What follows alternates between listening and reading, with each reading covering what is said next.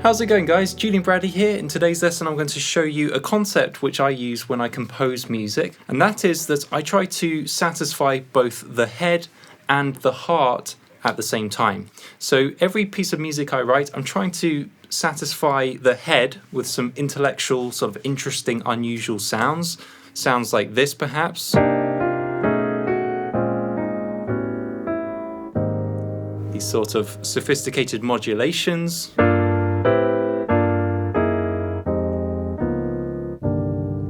So I want some of that in there, but I also want some more emotional sounds.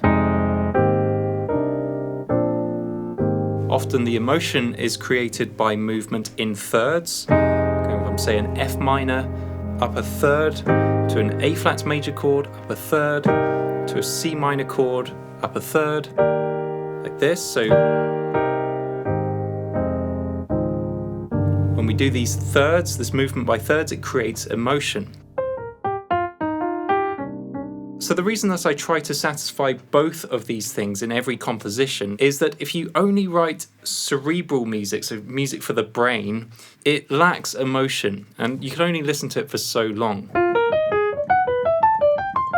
It sounds interesting, but you can only listen to that for so long. At the end of the day, we are human and we want a bit of emotion in our music.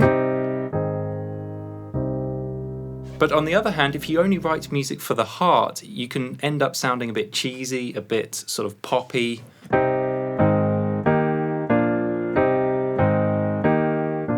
It sounds good for a while, but there comes a point where you want a bit more intellectual stimulation. So that's why I'm always thinking about these two things when I'm composing.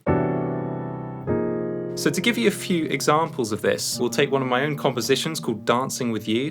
We start out with a very diatonic sound, which just means music within the key, simple.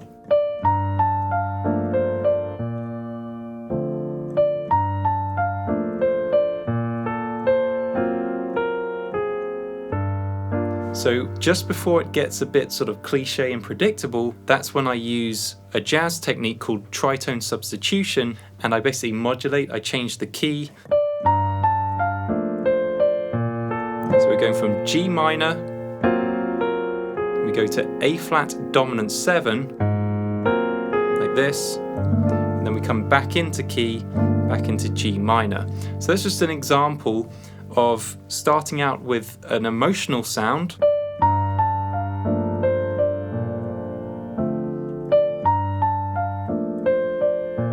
but then bringing in the head, trying to satisfy the head or the brain, then coming back into emotional, because I've earned the emotional now. We've done the clever stuff. We've ticked the box for the university professors. Yes, that's clever. There's something there that's sort of intellectual, but now we can come back and do some emotional.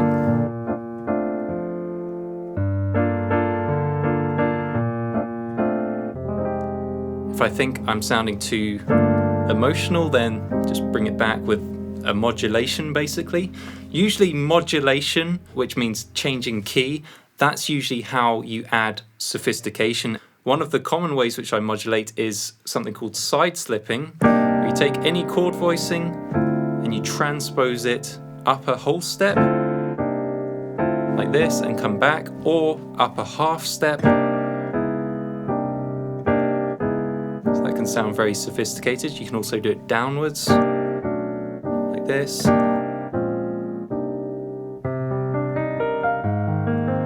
If you're sounding very emotional, then do some side slipping, that's one technique. Tritone substitution is another common technique. We won't get into it too much here, but basically you have a target chord. Let's say we're targeting C minor 7 here. You would go up a half step to D flat and you would play a dominant 7 chord like this, and that would resolve nicely back into key of C minor. So it's this nice shift. There's all sorts of ways you can voice this. And I have actually notated some free sheet music which you can download at the link below. It gives you 23 sweet chord progressions in this style where we're trying to satisfy the head and the heart. So we have these emotional moments, but then we have these more sophisticated sections as well. So for more ideas, download the sheet music, take it to the piano. It's about 6 pages of detailed sheet music, and it's jam-packed full of chord voicings as well. So it's not just the chord progressions, it's also these chord voicings, which are just as essential to creating a sophisticated sound.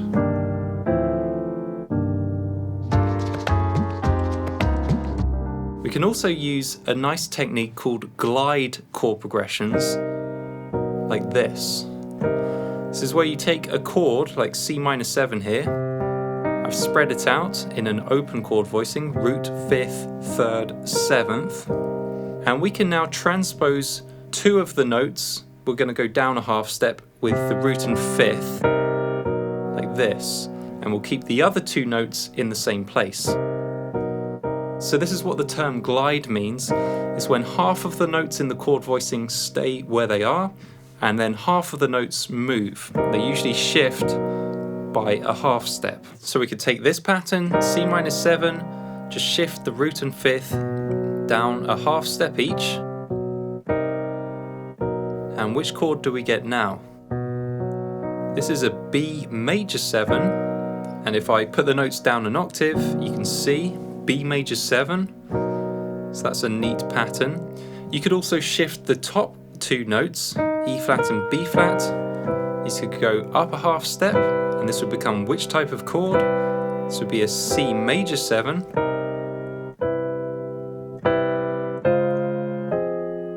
So there's all sorts of patterns we can do here. So if we go back to our C minor 7 chord, shift the left hand down, this glide chord progression, it's like the left hand just glides down by a half step. We could then repeat it, go down to B flat, we could do B flat minor 7, we could repeat it, just shift the left hand down a half step, which brings you to A major 7. And if we're getting a bit cerebral here, a bit too much in the brain, why don't we bring back a bit of emotion and do some movement by thirds. I went from A major 7, up a third to C sharp minor. So that's going to create a more emotional sound. So cerebral or brain, brain, brain. Okay, bring back the emotion with some thirds. So movement by thirds. It's always going to sound emotional. You can then repeat the pattern, starting on C sharp. We're now just up a half step.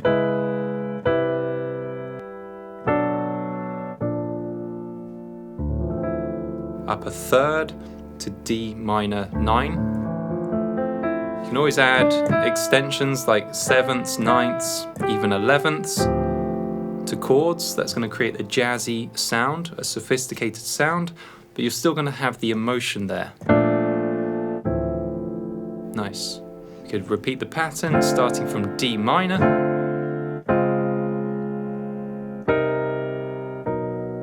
We're on B major, let's go up a third, major third, to E flat and switch the chord type, be E flat minor 9. So make sure you download those free resources below. Again, you'll get my 23 sweet chord progressions sheet music, and you'll get my jazz piano chord voicing guide, which shows you all of these chord voicings which I'm using.